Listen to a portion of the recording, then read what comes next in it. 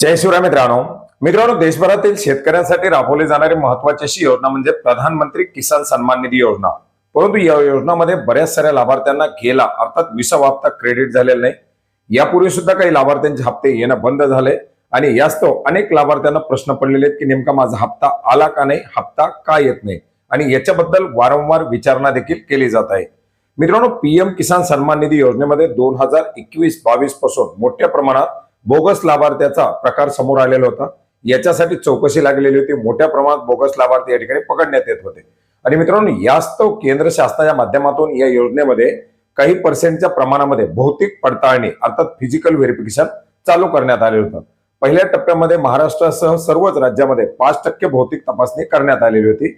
याच्यानंतर पुन्हा 10% भौतिक तपासणी करण्यात आली आणि याच्यानंतर जे लाभार्थी या ठिकाणी पडताळणीसाठी चौकशीसाठी जे काही स्क्रुटनी केले जातील अशा लाभार्थ्यांची या ठिकाणी भौतिक पडताळणी आता फिजिकल व्हेरिफिकेशन सुरू करण्यात आलेले आहे. मित्रांनो, राज्यामध्ये सुद्धा बरेच सारे असे लाभार्थी आहेत ज्यांची 1 फेब्रुवारी 2019 नंतरची त्यांच्या नावावरती जमीन आलेली आहे किंवा त्यांच्या नावावरून जमीन ही दुसऱ्या लाभार्थ्याच्या नावावरती गेलेली आहे. एक कुटुंब अर्थात पती पत्नी किंवा 18 वर्षाखालील अविवाहित मूल अशी व्याख्या होते. परंतु याच्यामध्ये एका कुटुंबातील एकापेक्षा जास्त लाभार्थी ज्याच्यामध्ये पतीही आणि पत्नीही लाभार्थी आहे अशा प्रकारचे सुद्धा काही प्रकार दिसून आलेले आहेत.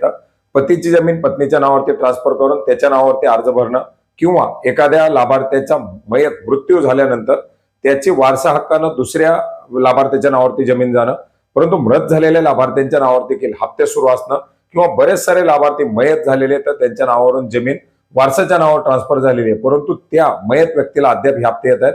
अशा अनेक प्रकार या ठिकाणी दिसून आलेले आहेत.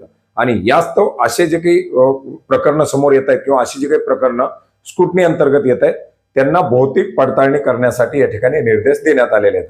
अर्थार्थी त्या लाभार्थ्याला आपली स्वतःची त्या ठिकाणी ओळख पटवायची, लाभार्थ्याला स्वतः त्या ठिकाणी हजर राहायचे, आपला 7/12/8 आता नवीन जर फार्मर आयडी जनरेट केलेला असेल तर फार्मर आयडी अशा प्रकारची काही कागदपत्र त्या ठिकाणी लागतील. आधार कार्ड त्या ठिकाणी लागणार आहे, आपला मोबाईल या ठिकाणी लागणार आहे.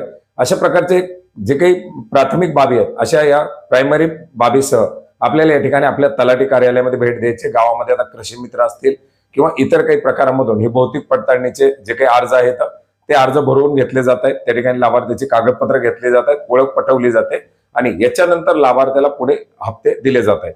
बऱ्याच साऱ्या लाभार्थ्याला लँड सीडिंग नो असा एरर येत होता. तर लँड सीडिंग नो सुद्धा हा एक अर्थार्थी या भौतिक पडताळणीचाच भाग आहे. ज्या लाभार्थ्यांची भौतिक पडताळणी झालेली नव्हती अशा लाभार्थ्याला लँड सीडिंग नो अशा प्रकारचा एरर येत होता. आता फार्मर आयडी मुळे तुमची लँड सीडिंग ऑलरेडी झालेली आहे. फक्त तुम्हाला आता भौतिक पडताळणी केल्यानंतर हप्ते येण्यामध्ये कुठल्याही प्रकारची समस्या येणार नाही. परंतु आपलं जर नाव या भौतिक पडताळणीमध्ये आलेलं असेल तर मात्र आपल्याला या प्रक्रिया पार पाडणं गरजेचं आहे. त्याच्यामुळे आपल्याला जर 20वा हप्ता आलेला नसेल किंवा गेलेले काही हप्ते आलेले नसतील तर आपलं नाव या फिजिकल व्हेरिफिकेशनच्या लिस्टमध्ये आहे का पहा. गावोगाव लिस्ट फिरवल्या जात आहे. आपल्या गावातील कृषी मित्र असतील, आपल्या गावातील तलाठी असतील, कृषी सहाय्यक असतील यांच्याकडे संपर्क करून अशा प्रकारची काही यादी आपल्या गावाची आली आहे का आणि त्या यादीमध्ये आपलं काही नाव आहे का हे चौकशी करा. नाव आलेलं असेल तर या प्रक्रिया आपल्याला पार पाडायच्या, नाव आलेलं नसेल तर आपल्याला कुठलीही प्रक्रिया पार पाडायची नाही. परंतु यादीमध्ये नावही आलेलं नाही आणि हप्ते जर बंद पडलेले असतील तर सिंगल पॉइंट कॉन्टॅक्ट जे आपले तहसील कार्यालय असेल त्या ठिकाणी आपला संपर्क करून आपली तक्रार देऊ शकता. आता पीएम किसानच्या चॅटबोर्ड वरती सुद्धा ऑनलाईन पद्धतीने तुम्हाला तक्रार देता येते. धन्यवाद.